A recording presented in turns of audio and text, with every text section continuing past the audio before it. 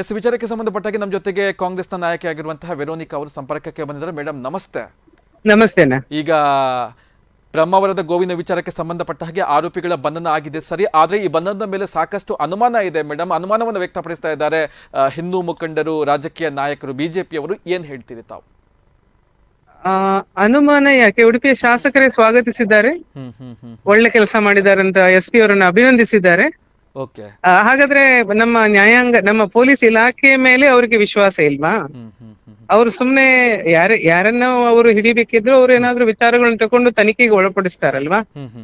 ಮತ್ತೆ ಈಗ ಅವ್ರನ್ನ ಅರೆಸ್ಟ್ ಮಾಡಿದ್ದಾರೆ. ಇನ್ನು ತನಿಖೆ ಆದ್ಮೇಲೆ ಪ್ರಾಯಶಃ ಮುಗಿದ್ಮೇಲೆ ಮತ್ತೆ ಯಾರು ಹೌದು ಆರೋಪಿಗಳ ಹೌದು ಅಲ್ವಾ ಅಂತ ಗೊತ್ತಾಗುತ್ತೆ. ಅದರಲ್ಲಿ ತಂದೆ ಆದ ಒಂದು ಪ್ರಕ್ರಿಯೆ ಇದೆ. ಸೊ ಆ ಪ್ರಕ್ರಿಯೆ ಕೊನೆಗೊಂಡಾಗ ನಾವು ಅದಕ್ಕೆ ಕನ್ಕ್ಲೂಷನ್ ಕೊಡ್ಬೋದು. ಬಿಟ್ರೆ ಈಗ ನಾವ್ ಏನು ಹೇಳುವಂತಿಲ್ಲ.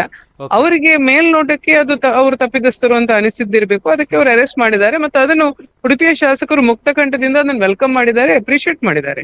ಅಂದ್ರೆ ಯಾಕಂತ ಹೇಳಿದ್ರೆ ಅನುಮಾನ ಅನ್ನುವಂಥದ್ದು ಈಗ ಪ್ರಮುಖವಾಗಿರುವಂತದ್ದು ಶೀಘ್ರಾತಿ ಶೀಘ್ರವಾಗಿ ಆರೋಪಿಗಳ ಬಂಧನ ಆಗಿದೆ. ಯಾಕಂತ ಹೇಳಿದ್ರೆ ಸುಭಾಷ್ ಶೆಟ್ಟಿಯ ಪ್ರಕರಣದಲ್ಲೂ ಕೂಡ ಏನಾಗಿತ್ತು ಅಂತ ಹೇಳಿದ್ರೆ ಒಂದು ಪ್ರಕರಣ ಆಗಿತ್ತು. ಆ ಪ್ರಕರಣದಲ್ಲಿ ಅನ್ಯಮತೀಯರ ಜೊತೆಗೆ ಇಬ್ಬರು ಹಿಂದೂಗಳನ್ನ ಕೂಡ ಬಳಸಿಕೊಳ್ಳಲಾಗಿತ್ತು.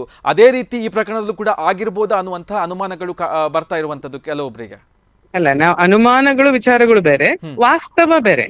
ಈಗ ಅವರು ನಾವು ಇಲಾಖೆಯ ಮೇಲೆ ನಂಬಿದವರು, ಎಲ್ಲ ಇಲಾಖೆ ನಾವು ಎಲ್ಲರೂ ಕೂಡ ಇಲಾಖೆ ನಂಬಿದವರು. ಸೊ ಇಲಾಖೆ ಏನಾದ್ರೂ ಕ್ರಮ ತಕ್ಕೊಂಡಿದ್ದಿದ್ರೆ ಅವರು ಅಥವಾ ಏನಾದ್ರು ಮಾಡಿದ್ರೆ ಅವರು ಸುಮ್ನೆ ಮಾಡಿದ್ರೆ ನಾಳೆ ಆ ಇಲಾಖೆ ಮೇಲೆ ಯಾರಿಗಾದ್ರೂ ವಿಶ್ವಾಸ ಆಗತ್ತೆ? ಇಲ್ಲ ನಿಜ. ಓಕೆ, ಮುಂದುವರೆದು ನಾವು ಮಾತನಾಡೋದಾದ್ರೆ ಬಿಜೆಪಿ ಈ ಪ್ರಕರಣವನ್ನ ತನ್ನ ಲಾಭಕ್ಕೆ ಬಳಸಿಕೊಳ್ಳೋದಕ್ಕೆ ಪ್ರಯತ್ನವನ್ನ ಪಟ್ಟಿತ್ತು. ಎಲ್ಲೋ ಒಂದ್ ಕಡೆ ಹಿನ್ನಡೆ ಆಗಿದೆ ಅಂತ ಹೇಳಿ ನೂರಕ್ಕೆ ನೂರು ವಿಷಯ. ಹೇಳ್ತೀರಿ ಮೇಡಮ್ ಅದನ್ನ? ಅಲ್ಲಲ್ಲ, ಅವರು ಇಂಥ ವಿಚಾರಗಳು ಬಂದ ತಕ್ಷಣ ಅವರು ಭಾವನಾತ್ಮಕವಾಗಿ ತಗೊಂಡು ಹೋಗ್ತಾರೆ. ಅವ್ರು ಇಷ್ಟವರೆಗೆ ಮಾಡಿದ್ದು ಅದೇ.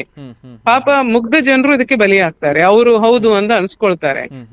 ಇದ್ದ ವಿಚಾರಗಳು ಯಾರೇ ತಪ್ಪು ಮಾಡ್ಲಿ, ಅದು ಹಿಂದೂಗಳು ಮಾಡ್ಲಿ, ಮುಸ್ಲಿಮ್ಸ್ ಮಾಡ್ಲಿ, ಕ್ರಿಶ್ಚಿಯನ್ ಮಾಡ್ಲಿ, ತಪ್ಪು ಮಾಡಿದವರಿಗೆ ಶಿಕ್ಷೆ ಆಗ್ಬೇಕು. ಅದರಲ್ಲಿ ಜಾತಿ ಪ್ರಶ್ನೆನೇ ಬರೋದಿಲ್ಲ. ಯಾರು ತಪ್ಪು ಮಾಡ್ತಾರೋ ಅವ್ರಿಗೆ ಶಿಕ್ಷೆ ಆಗ್ಬೇಕು. ಸೊ ಅದ್ರಲ್ಲಿ ಮತ್ತೆ ಕಾಂಪ್ರಮೈಸ್ ಇಲ್ಲ. ಈಗ ಮತ್ತೆ ಇಂತಹ ಆರೋಪಿಗಳು ಅನ್ಯ ಧರ್ಮದವರೇ ಆಗಿರ್ಲಿ ಅಥವಾ ಬೇರೆ ಯಾರೇ ಆಗಿರ್ಲಿ, ಅವರು ಹುಡುಕಿಕೊಳ್ಳುವಂತಹ ಜಾಗ ಎಂತದ್ದು? ಅಂದ್ರೆ ಗೋವನ್ನ ಇಟ್ಕೊಂಡು ನಾವು ಸಮಾಜದ ಸ್ವಾಸ್ಥ್ಯವನ್ನ ಹಾಳು ಮಾಡ್ಬೋದು ಅನ್ನುವಂತಹ ಒಂದು ಬಂಡ ಧೈರ್ಯವೇ ಹೇಗೆ ಮೇಡಮ್ ಇದು? ಬಟ್ ಧೈರ್ಯ ಏನಿಲ್ಲಪ್ಪ. ಇದೆಲ್ಲ ಇಂಥ ವಿಚಾರಗಳೆಲ್ಲ ಈಗ ಪ್ಲಾನ್ ಆಗಿ ಆಗ್ತಾ ಇದೆ. ನೀವೆಲ್ಲ ನಮ್ಗಿಂತ ಹೆಚ್ಚು ತಿಳಿದವರು, ತುಂಬಾ ನ್ಯೂಸ್ ಅನ್ನು ಮಾಡ್ತೀರಿ, ನಿಮ್ಗೆ ನಿಮ್ಮ ಗಮನಕ್ಕೆ ಬರುತ್ತೆ.